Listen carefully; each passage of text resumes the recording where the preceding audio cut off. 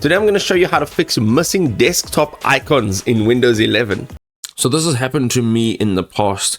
I started up my PC and there are no icons. So this is how you actually can get them back.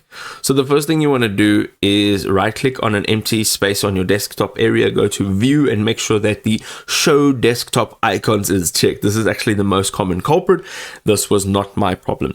The second thing is right click on your desktop, look for personalize, look for themes, and then desktop icon settings. Check icons like recycle bin and this PC, and then click on apply. This will make them appear.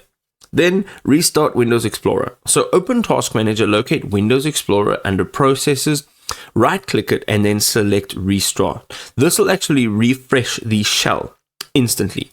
And then the last thing is, if your icons have vanished after a sync issue, you can right click on your desktop folder in the File Explorer, go to Properties, Location, and then verify the OneDrive path is correct, and then use the Move if needed. If you're trying these fixes in order, you'll probably have more luck. Most users actually resolve the issue in 1 or 2 steps without having to go through any advanced settings or any advanced changes.